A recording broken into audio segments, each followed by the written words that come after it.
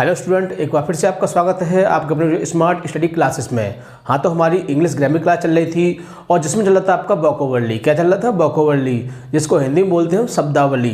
तो ये आपके एग्जाम में 14 मार्क्स का आता है और इसमें आपके 5 पॉइंट आते हैं। पहला होता है सिनोनियम्स, फिर एंटोनियम्स, फिर होमोफॉन्स, फिर वन वर्ड सब्स्टिट्यूशन और आपका इस तरह से आपके ये 5 पार्ट इसमें आते हैं, जिसमें हम आपके 2 पॉइंट कंप्लीट कर चुके हैं, जिसमें आपका सिनोनियम्स एंटोनियम्स कंप्लीट हो चुका है और आपने उसकी वीडियो को देख भी लिया होगा और याद भी कर लिया होगा। इस समय चल रहा है आपका होमोफॉन्स। तो होमोफॉन्स में क्या होता है कि 2 सेम वर्ड होते हैं, यानी कि उच्चारण में समान वर्ड होते हैं, लेकिन उनका जो अर्थ होता है वो डिफरेंट होता है। और एग्जाम में क्या करना होता है, आपको उन दोनों का एक एक सेंटेंस उनके अर्थ के बेस पर बनाना होता है। तो कुछ भी नहीं है, बहुत ही आसानी से इस क्वेश्चन को आप कर सकते हैं यदि आपको उनका हिंदी मीन पता हो, क्योंकि जब तक आपको हिंदी मीन नहीं पता होगा आप उसे नहीं कर सकते हैं। इसीलिए देखो, हम इस क्वेश्चन को बहुत ही आराम से, बहुत ही इजीली करा रहे हैं। केवल आपको 7 वर्ड देते हैं याद करने के लिए, जिनको आप बहुत ही आसानी से याद कर सकते हैं। यदि वर्ड ज़्यादा होंगे तो उनको याद करने में दिक्कत होगी।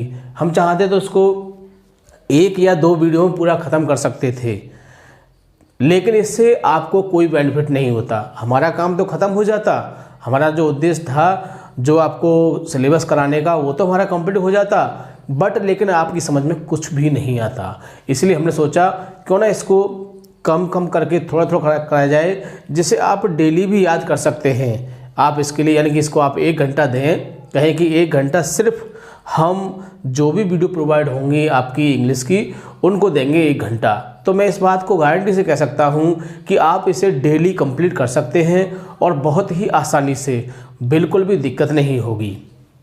ठीक है, बात आती है सेंटेंस बनाने की। तो सेंटेंस हमारे जो आपकी न्यू सीरीज चल रही है, आपकी न्यू सीरीज 28 मार्क्स, उसमें हम आपको वाक्यों की हिंदी बनाना सिखा रहे हैं, जिससे कि आप इसमें जो भी वाक्य सोचेंगे उसको बहुत ही आसानी से बना सकते हैं। ठीक है, तो ज़्यादा समय वेस्ट न करते हुए चलते हैं अपने टॉपिक की ओर।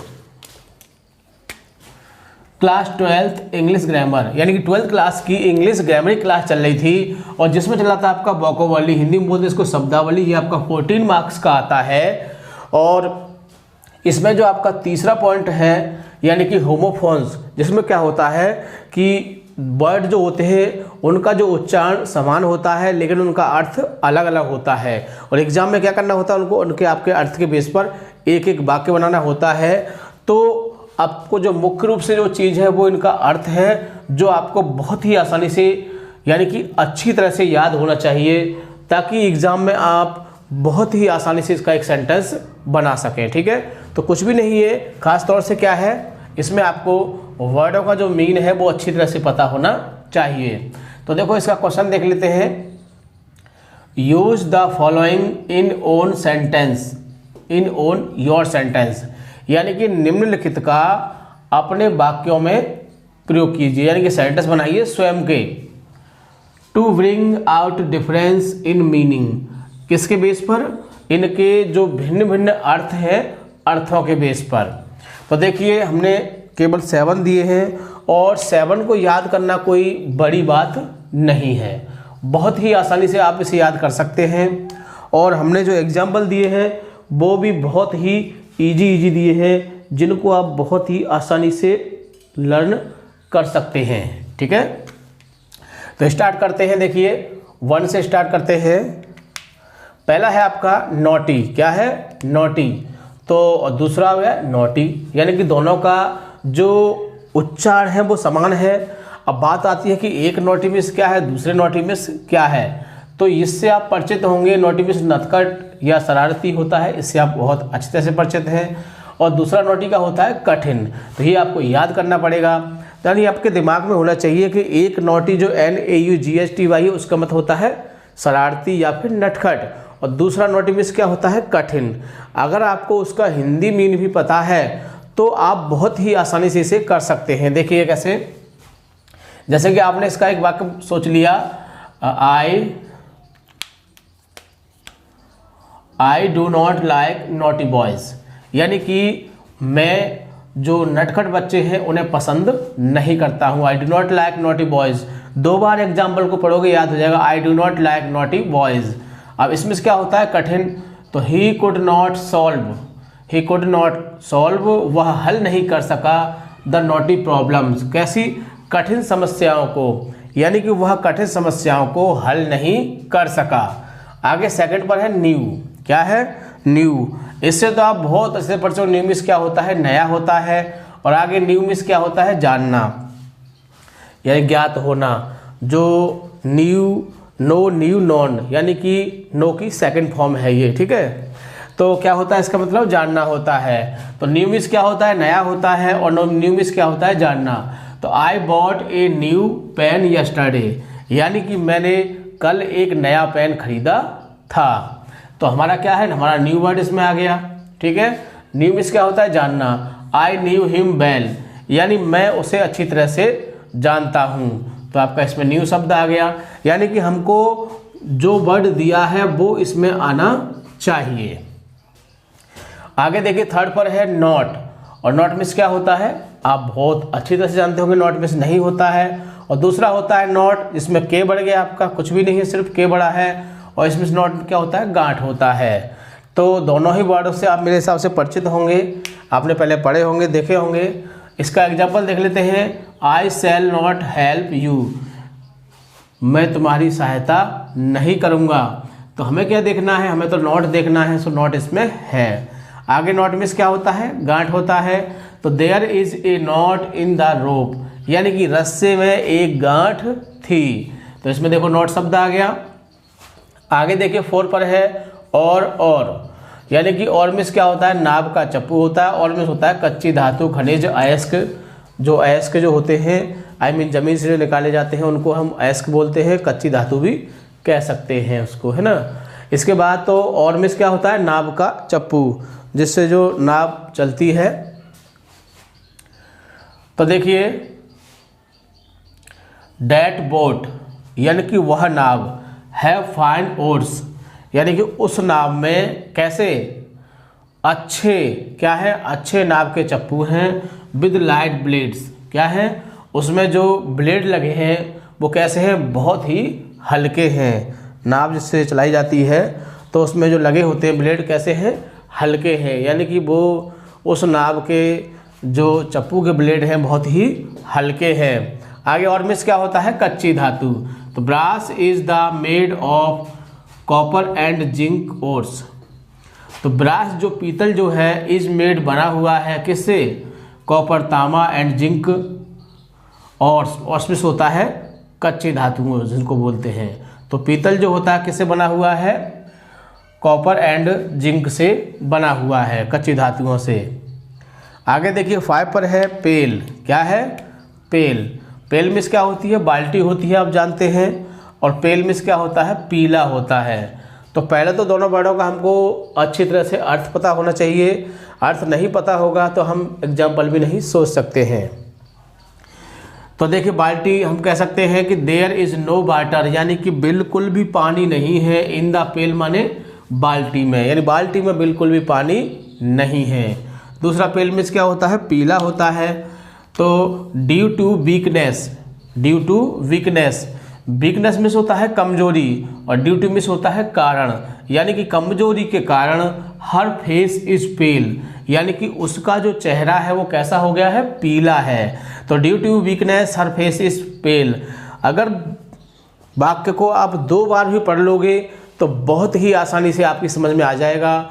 लेकिन हम आपको फोर्स नहीं करेंगे कि आपको यही वाक्य बनाना है एग्जाम में, नहीं।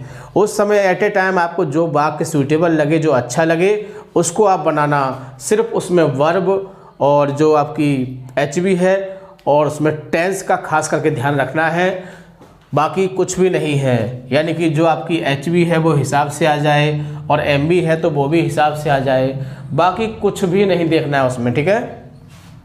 आगे देखिए 6 पर है आपका पील। पील मीन्स क्या होता है, घंटियों का बजना। जो चर्च में घंटियां बजती हैं, मंदिर में भी बजती हैं, आप जानते होंगे। और पील मीन्स क्या होता है, छिलका होता है। तो ये आपके दिमाग में होनी चाहिए दोनों बातें कि पील मीन्स घंटियों का बजना होता है और पील मीन्स क्या होता है, छिलका होता है। यदि आपको दोनों बातें पता होंगी तो आप बहुत ही आसानी से किसी भी वाक्य को अपने माइंड में सोच के बना सकते हैं। इसका देख लेते हैं, द चर्च बेल्स पील, यानी कि चर्च की जो घंटियां हैं वो बज रही हैं at dawn of every Sunday, यानी रविवार के दिन, जो प्रत्येक रविवार के दिन जो चर्च की घंटियां होती हैं वो नीचे की ओर बजती हैं। वैसे घंटियों को यूँ बजाते हैं, लेकिन रविवार के दिन क्या होता है कि उनको घंटियों को नीचे की ओर बजाया जाता है। लेकिन हमको क्या देखना है, हमको पील देखना है, जैसे कि हमने इसमें दिखाया था, इसमें पेल देखना था, है ना, और इसमें क्या देखना था आपका ओर्स, और ये देखना था। हमें जो मुख्य वर्ड है वो उसमें आ जाने चाहिए, बाकी कुछ भी नहीं है। आगे देखिए 7 पर लास्ट है और इम्पोर्टेंट भी है, मैं आपको बता दे रहा हूँ। वैसे तो देखो जो भी हम आपको लिखवा रहे हैं वो आपको अच्छी तरह से याद करने हैं और इनमें से आपको एक ज़रूर मिल जाएगा, ऐसा करते हैं, लेकिन आपको याद भी होना चाहिए, ठीक है। तो लास्ट है आपका प्रेसिडेंट, जिसके मतलब क्या होता है, राष्ट्रपति। देखो इसमें ज़्यादा, इसमें SI और CE यही डिफरेंस है कि इसमें तो SI आएगा और इसमें CE आएगा आपका। तो प्रेसिडेंट मिस क्या होता है, राष्ट्रपति, और दूसरा प्रेसिडेंट मिस होता है उदाहरण। तो दोनों का मतलब आपको पता है कि प्रेसिडेंट मिस होता है राष्ट्रपति और दूसरा होता है उदाहरण। तो मैं इस बात की गारंटी दे सकता हूँ कि आप बहुत ही आसानी से वाक्य सोच के बना सकते हो, क्योंकि जो आपकी सीरीज़ चल रही है उस सीरीज़ में हम आपको बहुत ही कठिन से कठिन और जो स्टोरी आपकी 10 मार्क्स की आती है उसको हम बहुत अच्छे से सिखा देंगे और उसके बेस पर आप इसे भी कंप्लीट कर सकते हैं, ठीक है। तो अच्छा, इसमें आपका एक लास्ट रहेगा, ठीक है। इसको देखते हैं, पील। पील मीन्स क्या होता है, छिलका होता है। क्या होता है, छिलका। छिलके से आप जानते होंगे, छिलके तो बहुत सारे होते हैं, केले का भी छिलका होता है, आम का भी छिलका होता है, फलों के साथ साथ सब्जियों पर भी छिलके होते हैं, ठीक है ना। तो हमने यहाँ किसका लिया, हमने यहाँ नींबू का छिलका लिया है। तो lemon has a thick peel of yellow colour, यानी कि जो नींबू होता है उस पर क्या होता है, एक मोटा पीले कलर का छिलका होता है। तो मैंने नींबू की बात कही है, आप केले की कह सकते हो या सेब की कह सकते हो, ठीक है ना। तो आप जैसे चाहें कह सकते हो, आपका कोई बाउंडेशन नहीं है, बट आपको करना है, ठीक है। अब चलते हैं लास्ट पर, क्या है, प्रेसिडेंट मिस होता है राष्ट्रपति और प्रेसिडेंट मिस क्या होता है, उदाहरण। अभी हमने आपको बताया। तो हमको क्या करना है, एक एक उदाहरण सोचना है, राष्ट्रपति के ऊपर बनाना है। तो देखो ऐसे वाक्य जो होते हैं, ऐसे जो वर्ड होते हैं, इनके लिए हम पहले से ही एग्जाम्पल बना के तैयार रखते हैं, जिससे कि हमको एग्ज़ाम में ज़्यादा समय वेस्ट ना करना पड़े, एकदम बहुत जल्दी से हम उसको सोच लें। जैसे हमने कहा कि डॉक्टर राजेंद्र प्रसाद, जो डॉक्टर राजेंद्र प्रसाद थे, was the first president of India, यानी कि डॉक्टर राजेंद्र प्रसाद जो थे वो भारत के पहले क्या थे, राष्ट्रपति थे। तो ऐसे वाक्यों को हम क्या करेंगे, हम अच्छी तरह से याद कर लेते हैं, जैसे कि एग्ज़ाम में आ जाए तो हम ज़्यादा समय वेस्ट ना करें और इसको जल्दी से जल्दी लिख सकें, ठीक है ना। क्योंकि समय बहुत ही कम होता है, आप जानते हैं इस बात को। पहले जो काम हम 6 घंटे में करते थे, हम जो भी हैं, यानी पहले 6 घंटे में हम किसी काम करते थे, यानी कि पेपर जो होता था आपका 2 पार्ट में होता था, 1 2 यानी फर्स्ट सेकंड, तो 3 आवर्स इसको होते थे और 3 आवर्स इसको होते थे ना फर्स्ट सेकंड के लिए। अब क्या, तो इस प्रकार से 6 घंटे हो गए आपके, यानी कि 3 6 घंटे हो गए। लेकिन अब क्या होता है, अब काम तो आपका उतना ही है जो पहले 6 घंटे में होता था, थोड़ा बहुत कम हो गया, मान लो 19-20 कम हो जाता है, ऐसा कोई फर्क नहीं पड़ता। जब भी बुक इतनी थी, अभी बुक इतनी है, ठीक है। तो अब क्या हो गया, काम उतना ही है और टाइम कितना हो गया, 3 आवर्स, यानी कि पहले जो काम आप 6 घंटे में करते थे, अब आपको कितने में करना है, 3 घंटे में करना है। क्योंकि ये दोनों पेपरों को मिला के एक कर दिया है, तो दिक्कत तो होगी, हम जानते हैं। क्योंकि जब फर्स्ट बार ऐसा हुआ था, जब पहली बार ऐसा हुआ था कि दोनों पेपरों को एक किया गया था, तो काफ़ी बच्चों के बहुत ही कम मार्क्स आए थे। रीज़न क्या था कि पेपर जो हुआ था, बच्चे मुश्किल से 60 या 70% ही कर पाए थे। पेपर जो कर पाए थे बच्चे, वो 60 या 70% ही कर पाए थे, यानी कि पूरा पेपर कर ही नहीं पाए थे। और आपको पता है कि हिंदी बोर्ड का तो मामला ही कुछ और है। अगर आप 100% भी करके आओगे तो मान के चलिए आपने 100% किया है तो 80 और 90 के समथिंग ही आपके मार्क्स आते हैं, यानी कि 80-90 के समथिंग ही आएंगे पूरा 100 करने पर। और जब आप 60 और 70 का ही कर पाए हो तो मेरे हिसाब से 50 यानी कि 40 और 50 के समथिंग ही नंबर आ पाएंगे। तो यही इतने नंबर आए थे बच्चों के, बहुत ज़्यादा परसेंटेज लो रही थी, क्योंकि पहली बार जब सिलेबस, क्योंकि जो काम 6 घंटे का 3 घंटे में करा रहे हैं तो दिक्कत तो होगी, आप जानते हैं।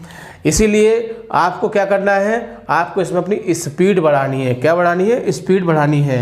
मैं ये नहीं कहता कि आप 100 का करिए, आप 90 का करिए या 95 का करिए, लेकिन पूरा करिए। अगर आप स्पीड से लिखोगे तभी इसको पूरा कर पाओगे, अदरवाइज़ समय बहुत कम पड़ जाता है एग्ज़ाम में। इसलिए आपको फास्ट स्पीड से लिखना है जितना हो सके, ठीक है। तो स्पीड से कब लिख सकते हैं? जब कोई चीज़ हमको पॉइंट टू पॉइंट याद होगी, ठीक है। इसलिए आप क्या करोगे कि कुछ जो एग्जाम्पल ऐसे हैं उनको आप याद भी कर लोगे, ठीक है। तो अब इसका दूसरा उदाहरण भी देख लेते हैं। लव इज़ ब्लाइंड, प्यार अंधा है, is a good president for the figure of speech personification. यानी कि लव इज़ ब्लाइंड जो है बहुत अच्छा उदाहरण है किसका? जो मानवीकरण अलंकार है उसका। तो देखो हमने ये एग्जाम्पल स्वयं बनाया है, ऐसे आप भी बना सकते हैं। मैं ये नहीं कह रहा कि जो मैंने बनाया है उसी को आप लर्न करें, ठीक है। तो जितने भी हमने आपको वर्ड दिए हैं, मुख्य बात को आप याद रखोगे। मुख्य बात क्या है आपकी कि जो वर्ड है उनका हमें हिंदी मीन याद होना चाहिए। यदि हमको हिंदी मीन याद नहीं होगा तो हम इस बात को गारंटी से कह सकते हैं कि आप इस क्वेश्चन को नहीं कर पाओगे। अगर आपको हिंदी मीन पता नहीं है, मान लीजिए ये दोनों वर्ड आ गए, न्यू न्यू, अब ये नहीं पता कि न्यू मीन्स क्या होता है और न्यू मीन्स क्या होता है, तो क्या वाक्य बनाओगे आप? कैसे वाक्य बनाओगे? या तो आपने रट लिया कि न्यू आ जाएगा तो हम बनाएंगे I bought a new pen yesterday, new आया तो कहेंगे आई न्यू हिम वेल।